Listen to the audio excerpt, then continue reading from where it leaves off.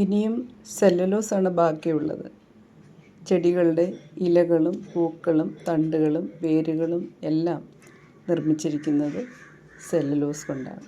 ഇനി നമുക്ക് cellulose structure നോക്കാം. ഡിയർ ഫ്രണ്ട്സ്, ഇനി നമുക്ക് ഡിസ്കസ് ചെയ്യാനുള്ളത് സെല്ലുലോസിൻ്റെ സ്ട്രക്ചറാണ്. സെല്ലുലോസും പോളിസാക്കറൈഡ് യൂണിറ്റിലാണ് വരുന്നത്. അതുകൊണ്ട് C6H10O5 N ടൈംസ് ആണ്. ഇവിടെ എല്ലാം ഈ എന്നിൻ്റെ നമ്പറിലാണ് വേരിയേഷൻ വരുന്നത്. അപ്പം നേരത്തെ നമ്മൾ പറഞ്ഞതുപോലെ ഒരു പ്ലാന്റിൻ്റെ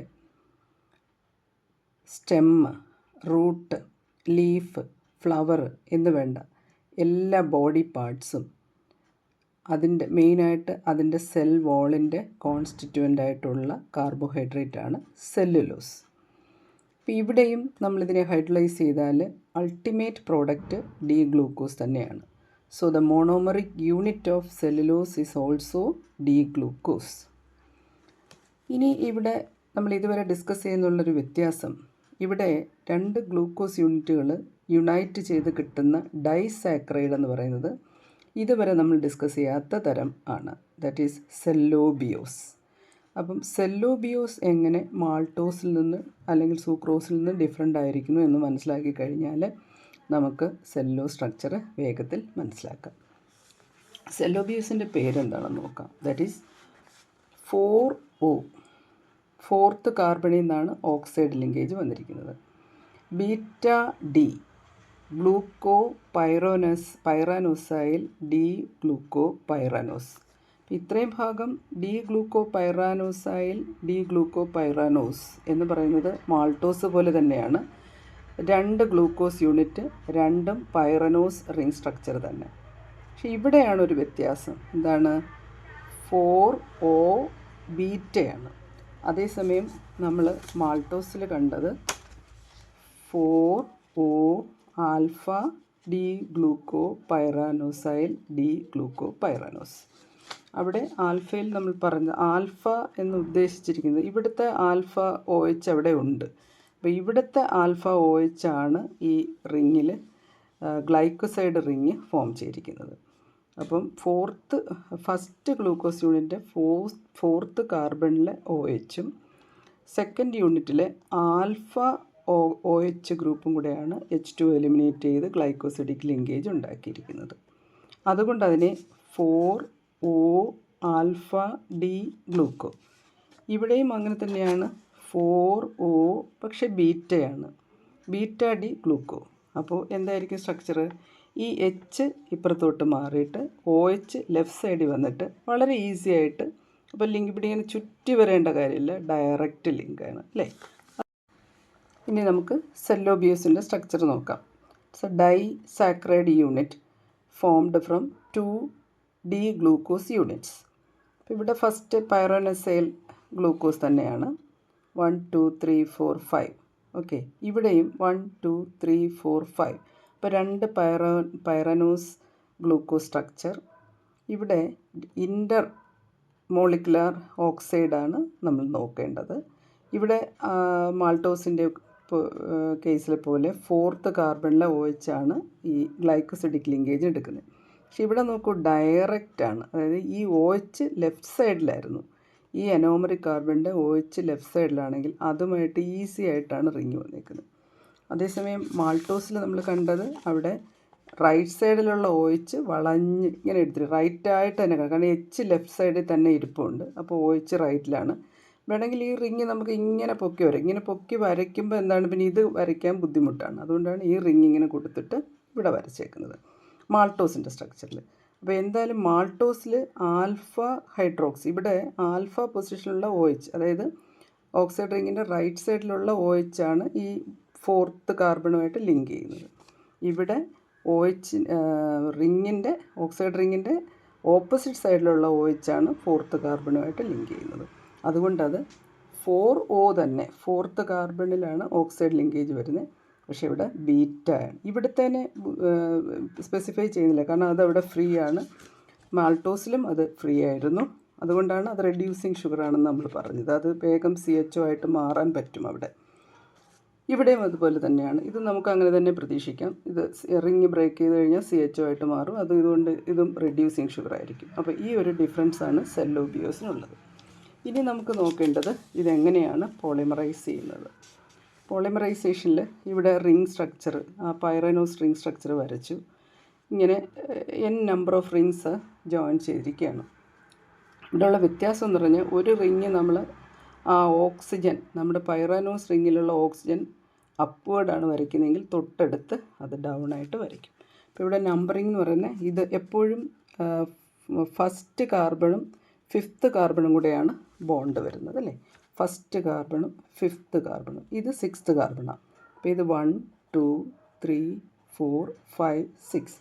ഇനി ഇവിടെ റിങ്ങിൻ്റെ അടുത്ത് ഇത് ഓക്സിജൻ ആണെങ്കിൽ ഇത് 6th കാർബണാണ്. ഇത് 6th ആണെങ്കിൽ ഇത് 5 ആണ്. ഈ കാർബൺ 5 ആണ്. ഇത് 4th ആണ്. ഇത് 3rd ആണ്. 2nd 1. ഈ ഒരു വ്യത്യാസം. അപ്പോൾ ഇവിടെ ഓക്സൈഡ് റിങ്ങിൻ്റെ തൊട്ടടുത്ത് 1st 2nd 3rd 4th 5th 6th CH2OH. ഇവിടെ ഓക്സൈഡ് റിങ് ഇവിടെ വന്നതുകൊണ്ട് CH2OH ഇവിടെ ആയതുകൊണ്ട് നമ്പറിങ് ഈ ഡയറക്ഷനിൽ പോയി. 1 2 3 4 5 6th. ഈ ഒരു വ്യത്യാസം. പിന്നെ ഇത് തന്നെ 1 3 2 4 റിപ്പീറ്റ് ചെയ്ത് വരും. അപ്പോഴെന്താണ് നമ്മൾ ശ്രദ്ധിക്കേണ്ട ഒരു കാര്യം, ഇവിടെ ഈ ഓക്സൈഡ് റിങ്ങിൻ്റെ അതേ സൈഡിലാണ് ഈ ഗ്ലൈക്കോസിഡിക് ലിങ്കേജ്. ഇത് ഗ്ലൈക്കോസിഡിക് ലിങ്കേജാണ് വന്നിട്ടുള്ളത്. തിരിച്ച് ഇങ്ങനെ വന്നപ്പോൾ ഈ ഓക്സിജൻ്റെ അതേ സൈഡിലേക്കാണ് ഗ്ലൈക്കോസിഡിക് ലിങ്ക് ഇങ്ങനെ വന്നിരിക്കുകയാണ്. അപ്പോൾ ഇവിടെ CH2OH മുകളിലും ഇവിടെ CH2OH താഴെയും വരും. അടുത്തതായിട്ട് നമുക്ക് മാൾട്ടോസ് എന്ന് പറയുമ്പോൾ 2 ഗ്ലൂക്കോസ് യൂണിറ്റിൻ്റെ കോമ്പിനേഷനും പിന്നെ അത് ചെയിനായിട്ട് എൻലാർജ് ചെയ്ത് വരുമ്പോഴത്തേക്ക് അമൈലോ സ്ട്രക്ചർ ആവും. അതുപോലെ 2 ഗ്ലൂക്കോസ് യൂണിറ്റ് ബീറ്റ ലിങ്കേജ് വരുമ്പോഴത്തേക്ക് സെല്ലോബിയോസ് ആവും. അതിൻ്റെ എക്സ്റ്റൻഷൻ എന്ന് പറയുന്നത് സെല്ലുലോസ് ആവും.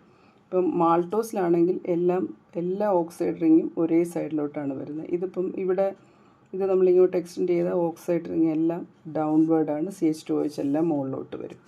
ഇവിടെയാണെങ്കിൽ CH2OHും ഓൾട്ടർനേറ്റ് ആയിട്ടാണ് വരുന്നത്. ഓക്സൈഡ് ലിങ്ക് അപ്പ് ഡൗൺ ഈ രീതിയിലാണ് സ്ട്രക്ചർ പോകുന്നത്. അപ്പോൾ ഇവിടെ CH2OH വരച്ചു കഴിഞ്ഞാൽ നമുക്കവിടെ ഇവിടെ ഈ റിങ്ങിൻ്റെ അതേപോലെ ആയിരിക്കും അടുത്ത പൊസിഷൻ എന്ന് പറയുന്നത്. ഇവിടെ OH ആയിരിക്കും, H ആയിരിക്കും, ഇവിടെ OH H, പിന്നെ ഇവിടേക്ക് H.